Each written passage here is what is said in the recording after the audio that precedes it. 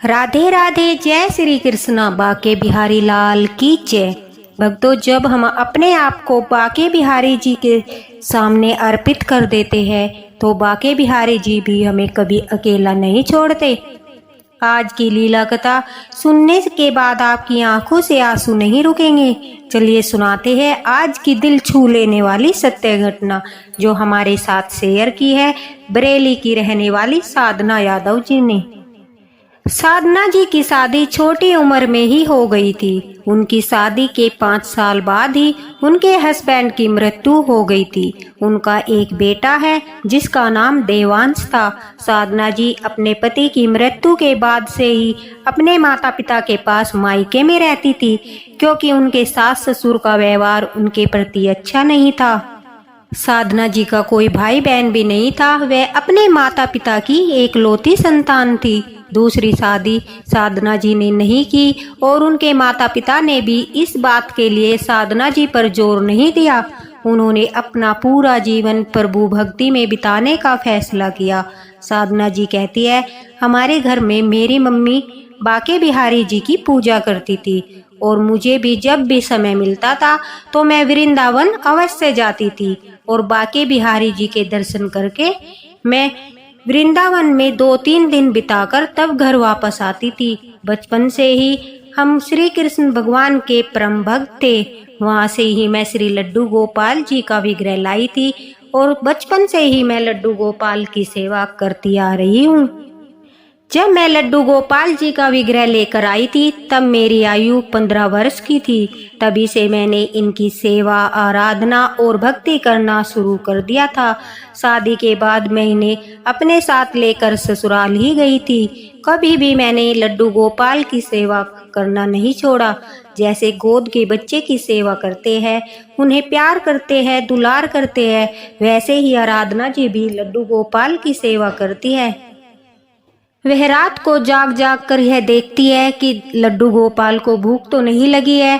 रात को ही वह दूध का भोग भी लगाती है, क्योंकि उन्हें लगता है जैसे एक बच्चे को भूख लगती है उसी तरह बाल गोपाल जी को भी रात को भूख लगती होगी। उनकी भक्ति उच्च कोटि की है, उनका भाव भी उच्च कोटि का है। वह लड्डू गोपाल को इतना प्रेम करती है जैसे एक माँ अपनी संतान से करती है। साधना जी हमें बताती है कि कुछ समय के बाद मेरे माता पिता की भी मृत्यु हो गई।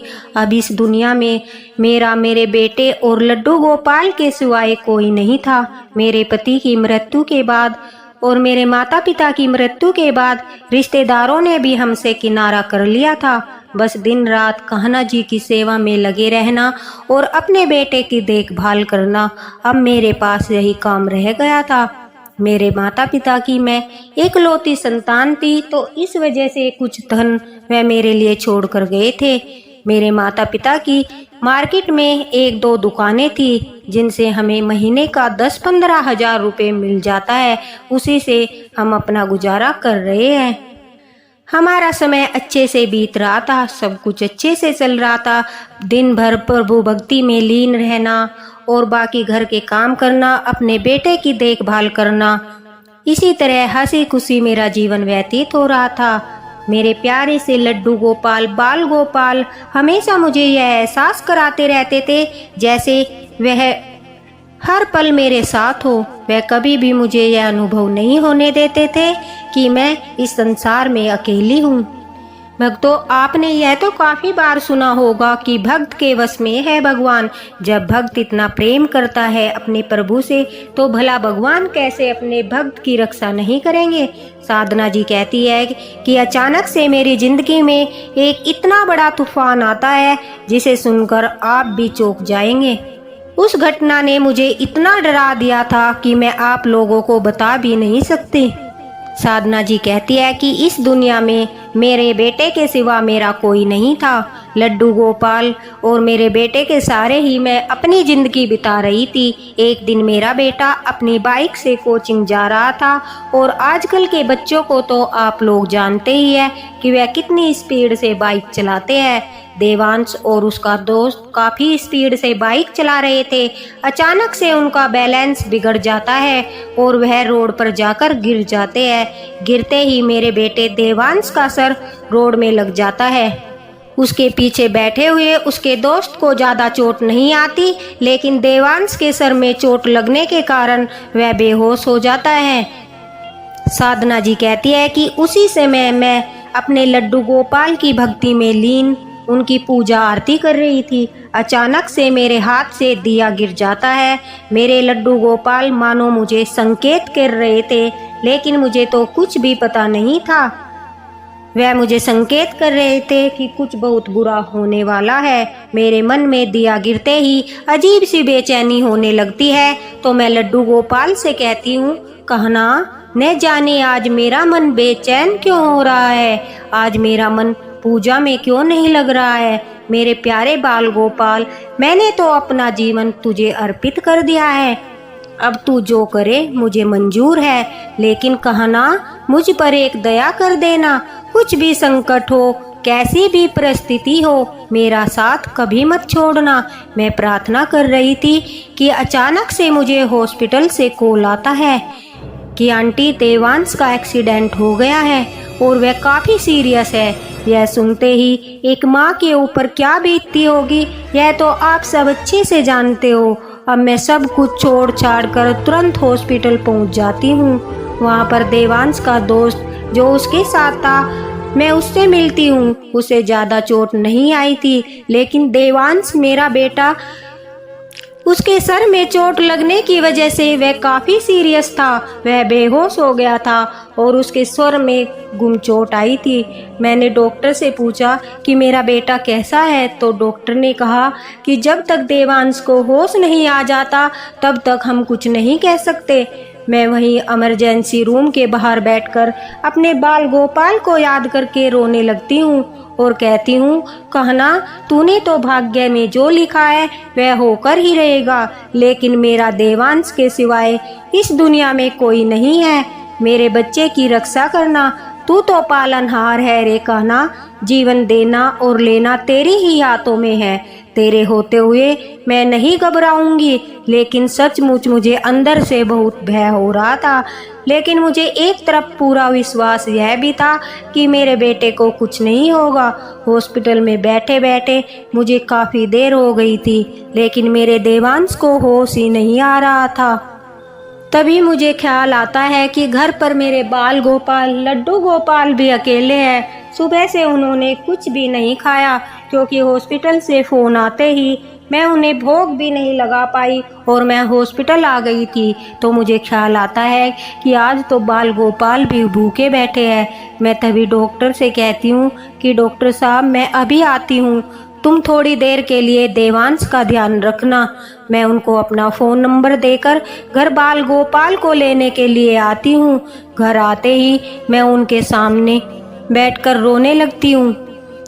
तभी हॉस्पिटल से अचानक कॉल आता है कि देवांश को होश आ गया है। अब मैं अपने बाल गोपाल को लेकर जल्दी से दौड़ी दौड़ी हॉस्पिटल पहुंच जाती हूं। वहां जाकर जब मैं देवांश से मिलती हूं तो डॉक्टर भी वहीं थे।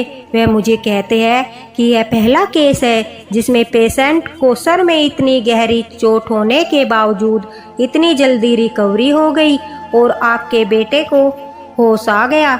यह एक चमत्कार से कम नहीं है। उन्होंने मेरे हाथों में बाल गोपाल, लड्डू गोपाल को देखकर कहा कि यह सब इन्हीं की कृपा है, ऐसे चमत्कार यही कर सकते हैं। उसके बाद मैं देवांश से मिलती हूँ। अब देवांश ने मुझे मिलते ही जो कहा मैं आप सब लोगों को बताती हूँ, जिसे सुनकर आप भी हैरान हो जाओगे। देवांश ने आंखें खोलते ही मुझसे कहा कि मैया, तू क्यों रो रही है? देख, मैं अब ठीक हूँ, स्वस्थ हूँ और तेरे साथ बातें भी कर रहा हूँ। देवांश मुझे कभी भी मैया नहीं बोलता था। वह हमेशा मुझे मोम या मम्मा कहकर ही आजकल के बच्चों की तरह पुकारता था। वह कभी भी मैया शब्द यूज नहीं करता था। उसके मुख से जब मैंने मैया सुना तो मुझे यह साफ साफ अनुभव हो रहा था कि यह देवांश नहीं बल्कि बाल गोपाल है जो देवांश के मुख से बोल रहे हैं। मेरी आंखों से आंसू आ रहे थे, क्योंकि मुझे यकीन ही नहीं हो रहा था कि देवांश ऐसे बात कर सकता है, क्योंकि देवांश का वो मैया कहकर पुकारना ऐसा था कि मैं शब्दों में बयां नहीं कर सकती। मेरे उस समय पूरे शरीर में रोंगटे खड़े हो रहे थे, क्योंकि उस समय जो अनुभव मुझे हो रहा था आज तक पहले कभी मैंने ऐसा महसूस नहीं किया था। अब मैं देवांश का महता चूमकर रोने लगती हूँ। तभी वह फिर से मुझे मैया कहकर पुकारता है और कहता है, चिंता मत कर। उससे ज़्यादा बात नहीं हो पा रही थी, इसलिए उसने आंखें बंद कर ली। जब अगले दिन देवांश को पूरी तरह होश आया तब मैंने उससे कहा, क्यों रे देवांश, तुझे मैया कहना कब से आ गया? तभी वह मेरी तरफ ऐसे देख रहा था मानो मैं उससे कोई बहुत बड़ा झूठ बोल रही हूँ। वह कहता है कि मैंने आपको मैया कब बोला मोम? अब तो मुझे पक्का यकीन हो गया था कि बाल गोपाल ही मेरी हिम्मत बढ़ाने के लिए देवांश के मुख से बोल रहे थे। तभी देवांश एक और आश्चर्य करने वाली बात मुझे बताता है कि जब वह रोड पर गिरा था तो अचानक से उसे किसी ने हाथ पकड़कर उठाया था और कहा, डरना मत, मैं हूं ना। देवांश ने पहले कभी उस लड़के को नहीं देखा था। जब उसने अपने साथ वाले लड़के से पूछा कि वह कौन था जिसने मुझे हाथ पकड़कर उठाया, उसके बाद मैं बेहोश हो गया था। तुमने तो उसे देखा होगा। तभी देवांश का दोस्त कहता है कि वहां पर तो कोई भी नहीं था। हमारे गिरते ही सब आसपास खड़े थे, लेकिन किसी ने भी हमें मदद के लिए हाथ आगे नहीं बढ़ाया। पुलिस को कॉल लगाकर उन लोगों ने पुलिस को बुलाया और पुलिस ही हमें हॉस्पिटल लेकर आई थी। मैंने वहाँ किसी लड़के को नहीं देखा।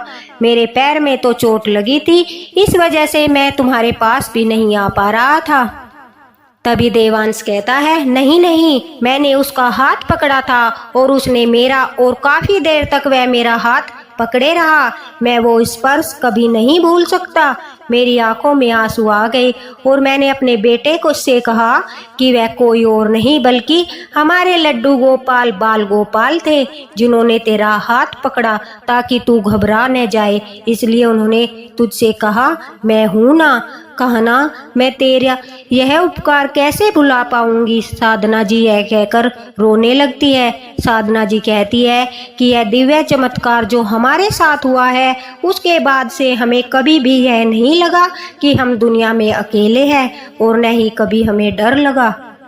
मेरा बेटा भी उस दिन से लड्डू गोपाल को अपना बड़ा भाई मानता है और हमेशा कहता है कि बाल गोपाल ने एक बड़े भाई होने का फर्ज निभाया और वह इतनी संकट में मेरे साथ खड़े रहे, क्योंकि जिसके साथ पूरी सृष्टि को चलाने वाला पालनहार है, भला उनको कैसे किसी चीज का भय हो सकता है।